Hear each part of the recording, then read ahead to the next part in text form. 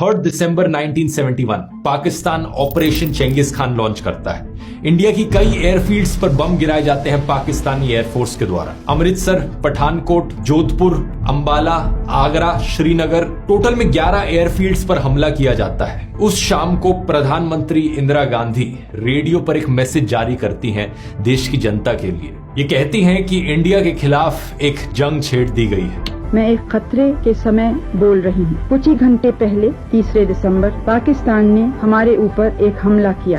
Indian air force retaliate करती है और कुछ इस तरीके से शुरुआत होती है दोस्तों इंडिया पाकिस्तान 1971 वॉर की। एक ऐसी वॉर जिसके अंत में एक नए देश का जन्म होता है, बांग्लादेश। लेकिन क्या कारण था आखिर, क्यों हुई ये वॉर? क्यों बांग्लादेश आजादी चाहता था पाकिस्तान से, और इंडिया का क्या रोल आता है इस पूरी कहानी में? आइए समझने की कोशिश करते हैं आज के इस वीडियो में। India gave people of Bangladesh their independence. এবারের সংগ্রাম আমার মুক্তির সংগ্রাম, এবারের সংগ্রাম স্বাধীনতার সংগ্রাম। Pakistan lost half of its country. A new nation was born, Bangladesh.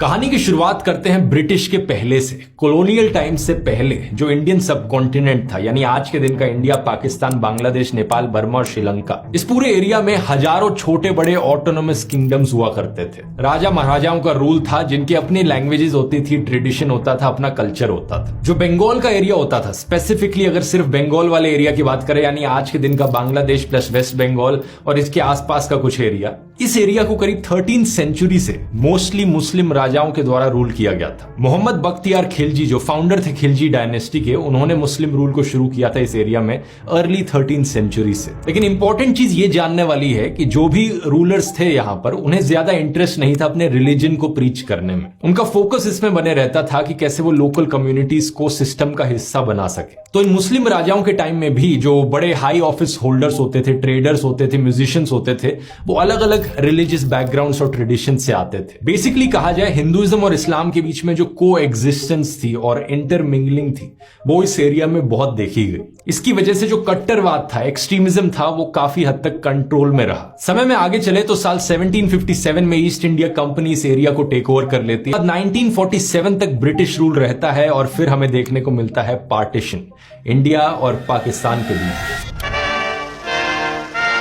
As the new dominions of Pakistan and India take over their own affairs, carrying their few possessions, 1 million people become refugees overnight. साल 1940 में ही all India Muslim league के annual session में Lahore resolution बनाया जाता है, जिसमें demand उठाई जाती है कि मुसलमानों के लिए एक सेपरेट स्टेट बनाई जाए। इनका डर यह था कि अगर एक ही देश बना रहेगा तो मुस्लिम्स माइनॉरिटी बन जाएंगे और वो डर में जिएंगे। पार्टीशन करते वक्त रिलीजियस लाइंस पर बॉर्डर्स बनाने का मतलब यह था कि जो सोशल, कमर्शियल और कल्चरल संबंध थे लोगों के बीच में, उन्हें नजरअंदाज करना पड़ता। यानी बड़ी बड़ी स्टेट्स जहां पर कॉमन कल्चर्स थे, भाषाएं एक बोली जाती थी, उन्हें भी बांटा गया पार्टीशन की वजह से, बस इसलिए क्योंकि धर्म के नाम पर लोगों को डिवाइड करना है। इसके दो सबसे बड़े एग्जाम्पल हैं पंजाब और बंगाल। पंजाब का कुछ हिस्सा पाकिस्तान में गया, कुछ हिस्सा इंडिया में रहा, और सेम विद बंगाल, कुछ हिस्सा इंडिया में, कुछ हिस्सा पाकिस्तान में। लेकिन बांटने का मतलब यह नहीं था कि इनके कल्चर अलग अलग हो जाएंगे। जो दो हिस्सों को बांटा गया, वहां के लोग सेम भाषा में बात करते थे,